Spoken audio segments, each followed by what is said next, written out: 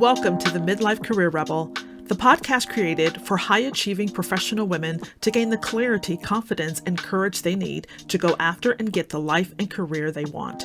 I'm your host, Dr. Carol Parker Walsh, lawyer, social scientist, brand strategist, executive coach, entrepreneur, and midlife career rebel. Each week, you'll learn strategies to manage your mind, navigate the challenges of midlife, and take control of your career so you can thrive doing the work you love. So if you're ready to tear up that rule book and create your own, you're in the right place, and I can't wait to show you how. Hey Rebels, and happy Thanksgiving! I recorded this episode earlier in the month, but it's being aired today on Turkey Day. And if you're tuning in, let me first say thank you. And secondly, I hope you're having an amazing time with your family and loved ones today. Also, if you're in the podcast listening mood, I want you to also check out one of my earlier podcasts I did on Thanksgiving last year on developing the practice of gratitude, particularly as we're on the cusp of heading into a new year. It may be a fun one to listen to. So today, however, I want to talk about the women and underrepresented women leaders in the workplace as it relates to quiet quitting, the Great Breakup, and the findings in the latest McKinsey report, Women in the Workplace 2022. But before we get started, I think it's always important to assure that we are grounded in what we're talking about and we're on the same page. So, few months ago in late summer, the term quiet quitting hit social media and went viral, right? You probably already read all about it, but I want to share my 2 cents around it this time. And it's been defined as doing the minimum requirements of one's job and putting in no time or effort or enthusiasm than absolutely necessary. But they're still collecting a paycheck, but just doing no more than what's required. Now, when I first heard about quiet quitting, I really wasn't surprised by it because frankly, if you're a midlife career professional, you've probably quiet quitted a few jobs yourself in your lifetime. I know I have. So for me, it wasn't a new phenomena, but it's nice that we at least have some language to describe what people have been doing for years. In fact, I know there are some out there who would just call it working, not quiet quitting, because they never had a desire to do more than what was absolutely necessary to get the job done. And we know those people. Hell, we've worked with those people and have usually complained about them because we end up doing more work because of how little they're doing. But I'll save that conversation for another episode.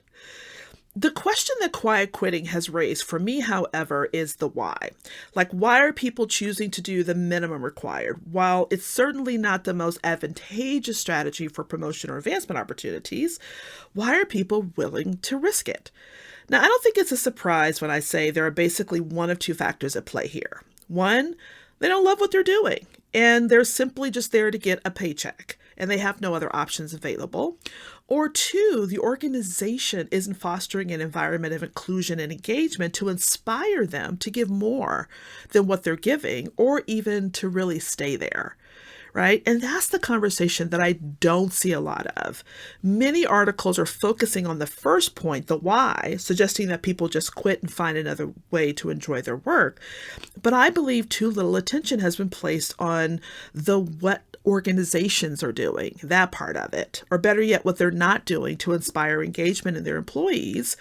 But I want to hold that for a moment because I want to also level our conversation around the Great Breakup. Now, the Great Breakup is a term used in the most recent McKinsey report to describe the large exodus of women leaders from the workplace. Specifically, women are demanding more from their work and they're leaving their companies in unprecedented numbers, right? So women leaders are switching jobs at the highest rates we've ever seen before, much greater than their male counterparts. And as a result, companies are really struggling to hold on to the relatively few women leaders they actually have. And all of these dynamics are even more pronounced when we start looking at underrepresented women and women of color. And I believe this is one of the most profound statements from the report about this issue of the Great Breakup. They said the reason for the Great Breakup is because it's increasingly important for women leaders that they work for companies that prioritize flexibility, employee well-being, and diversity, equity, and inclusion. And if companies don't take action, they won't just lose the current women leaders that they have, but they'll also risk losing the next generation of women leaders as well, because people won't stay, promote, or even come to the organization. So the reason I think this is so profound is because basically what they're saying is that these are personal issues, things that have long been thought of not to be brought to work, that is just about the work. But what they're showing is that this is very personal. It's about values. It's about how someone feels, how someone is treated. Like, these things have always been important, but this is why women are ready to walk away from multiple six-figure earnings and salaries, because these needs are not being met. And it's the key change that I've seen across workplaces and women's engagement with their work since the pandemic. And this is not going to change. Despite the progress that's been made, we're still having the same conversations, not only about the obstacles to advancement, but the struggles women, and particularly underrepresented women, continue to have in the workplace, where they are unable to thrive because they're doing all they can just to survive. And then we're confused about why people are quiet quitting, right? Instead of just leaving. When it comes to women and other underrepresented women, I believe they're quietly quitting because of the economic wage gap in conjunction with the current economy that's requiring them to stay. So to say those in situations should just quit and find something they enjoy discounts the struggle and the challenges of doing that when the economics may not be feasible or allowing them to do it right now.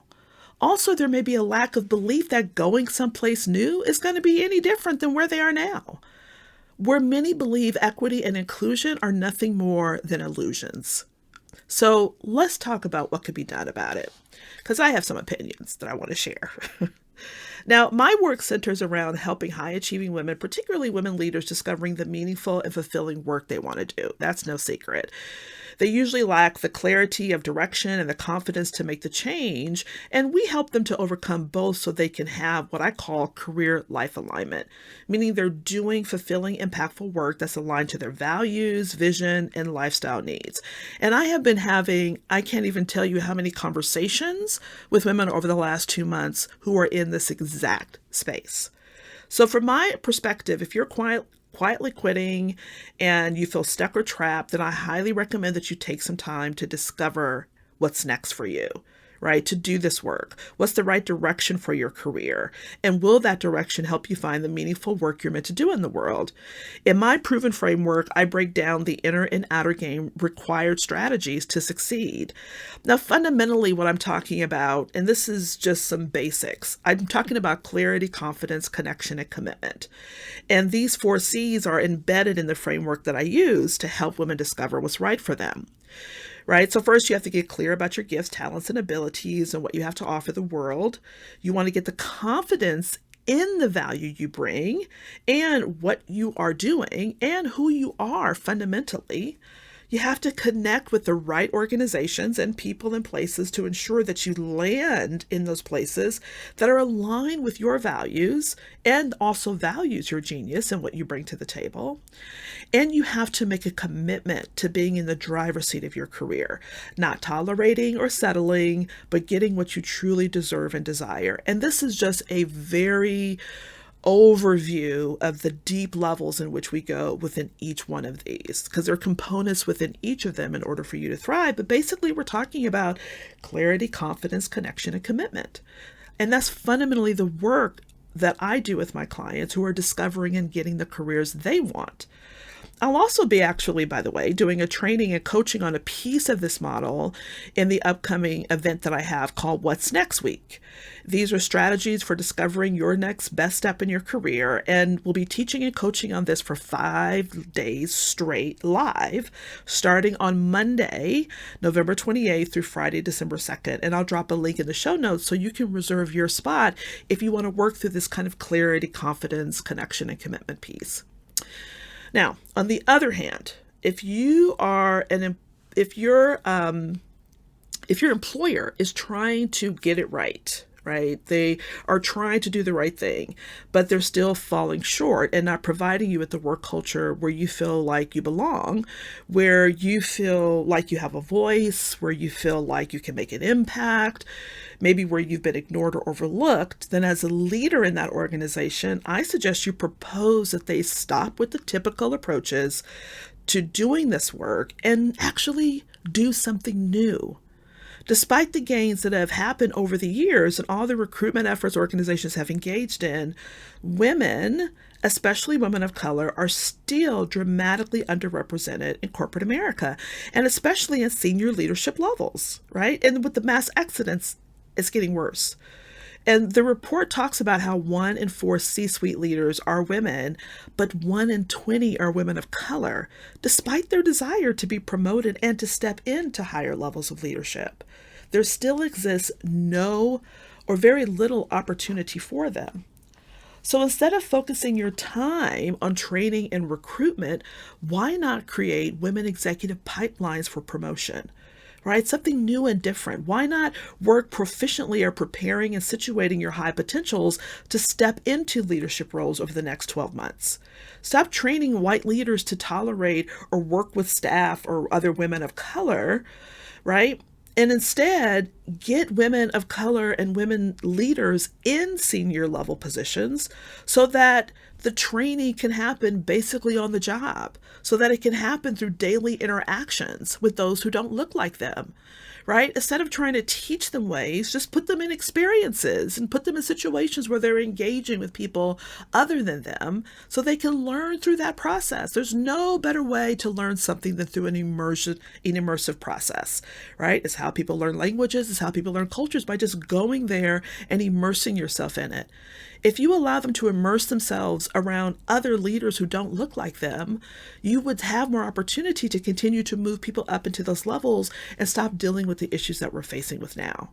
Experts agree that diversity enhances business outcomes when you have women leaders, and that revenue increases by as much as 12%.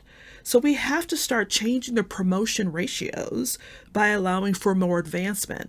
Right now, for every 100 people that are promoting, of white males who are promoted, only 80 some odd women and women of color leaders are promoted. So let's change those ratios. Over the last 5 years, also, I've had the pleasure and privilege of coaching and facilitating communities of women leaders within and across organizations to unapologetically own their voice and power while overcoming the gender and racial barriers, while also elevating them into higher levels of leadership.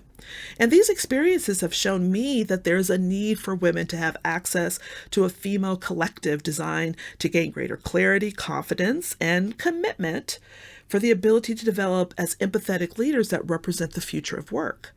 And this support system encourages and celebrates a feminine approach to leadership that's not grounded in the patriarchy, and also positions women leaders as whole, full, and capable instead of needing to be quote unquote developed all the time, right? That drives me crazy. Another reason women leaders of color and those in the LGBTQ plus community and women with disabilities are breaking up with organizations is because of the constant microaggressions, the lack of support, isolation, and the feeling of being underappreciated. So creating communities or circles of support actually allows women to get the support they need from others, as well as developing strategies to help the organization dismantle those often unchecked behaviors. So start taking advantage of the cultural capital and unique skill sets of the women leaders in your organization to design clear pathways for change, retention, and advancement. Now, McKinsey also talked about the fact that managers just aren't trained and equipped to deal with this, and I couldn't agree more. And I've said for years that the old ways of leadership development are outdated, and they just don't work because, again, they've always come from a patriarchal perspective and not given voice or space to how women develop and step into leadership and actually realize their leadership. We keep using the same practices and getting the same results. And excuse me, as I remember, I'm pretty sure that's the definition of insanity. I always say that in order to have something you never had before, you got to do something you never done before. You can't keep following the same old scripts of diversity training and hiring practices, but not creating a culture that supports people to thrive. You got to get deeper into the psyche and the humanity of the people within the organizations and shift their thinking to shift their behaviors in a way that truly fosters a supportive and pluralistic culture. That means investing in facilitated experiences that push leaders toward personal introspective and increased self-awareness. It's time to stop talking only about the business case and also position the moral case for change. Now, as one of my mentors, Ella Bell, a professor at Dartmouth and member of my dissertation committee, once told me years ago that organizations are in society. They're not apart from it. Our societies aren't monolithic. So why are we trying to create homogeneous patriarchal organizations and asking women leaders to deny who they are in an effort to blend in so they can go along to get along? Instead of emphasizing the value of a workplace that embraces all styles and ways of thinking and being. Look at where it's gotten us, according to the McKinsey report. 1 in 3 Black women leaders say that they've been denied or passed over for opportunities because of personal characteristics around their race or gender. 58% of Black women leaders are undermined by having their judgment constantly questioned. Women of color, women with diversities, and LGBTQ plus women are struggling with microaggressions and being questioned about their talents and their abilities constantly. Latinas and Black women feel less psychologically safe and are less likely than other women to say their manager shows interest in their career development than even ask them questions about it. And Asian and Black women are less likely to have strong team allies. Like, that's what all of we've been doing has gotten us so far. We got to do something different. We got to abandon these one-size-fits-all, off-the-shelf leadership development practices and biased trainings. Because, my friends, they're just not working effectively. At least the last 7 years I've been reviewing the McKinsey reports are showing me that. And listen, if you don't know how to shake things up, bring in underrepresented women consultants who are advocating for a new way of doing this work. Bring them into your organizations to help you. Stop bringing in the people who are repeating the same old stuff and look for people who are going to bring something new and exciting. Now, I know that this is a lot to take in on Turkey Day. I kind of dropped a lot of stuff in your lap right now, but I want to encourage you to take a moment as we're closing out 2022 and ask yourself, where are you situated in this conversation? Are you quiet quitting? Are you considering joining the Great Breakup? Are you struggling with what feels like an illusion of change in your organization? And then I want you to ask yourself, what's next? Do you need to get clear about what it is that you want? To understand and value your skills and talents and confidently find a place that will honor and appreciate what you bring to the table? If that's the case, I highly recommend that you take some time to do this work. But if you're in a position of leadership, love what you do, but the culture hasn't shifted in a way to truly support you, and you don't want to quiet quit or break up, consider bringing some of the suggestions I shared above to your organization. Do you need to create a supportive circle of support for your underrepresented women leaders in your organization? Does your organization need to create a new and robust executive leadership pipeline for women? Or do they need to rethink their training and leadership development efforts to embrace a more pluralistic and introspective approach? Maybe you need them all. And if you can't start organization-wide, maybe you can start in your own backyard, in your department, with your team, to show the impact of what taking this new approach has done for the people within your group. As the report said, there's a whopping gap between what's expected of management and how they're being trained and particularly rewarded for doing this work. I also invite you before the year out is to hop on the phone with me and let's have a mini strategy session to talk about where you are and the gap between where you want to go and what you actually want to get there. All right. As you're doing this work, if you want the support and help to get to that next level, let's hop on the phone and talk about it. Are you in the quiet quitting category, or are you ready to break up and need support stepping into something that makes the best sense for you? I'm going to provide the link in the show notes so that you can just click on it, get on my calendar, and we can talk about your next step. What's next for you and your new path? And if you're in an executive or senior leadership role and you're at your wits end about how to support change in your organization's culture, let's schedule a session and talk about that as well. Let's talk about what's going on and how I can help support that within your organization.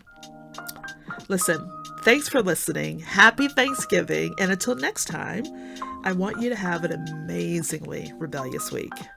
Take care. Hey, if you're loving what you're learning on the podcast, then you've got to come check out the Career Rebel Academy. It's where you'll get the individual help and support you need, applying the concepts and strategies you're learning here, and so much more.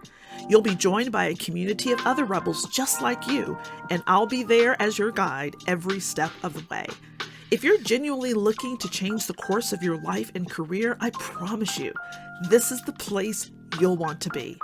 Just go to www.carolparkerwalsh.com/career-rebel-academy.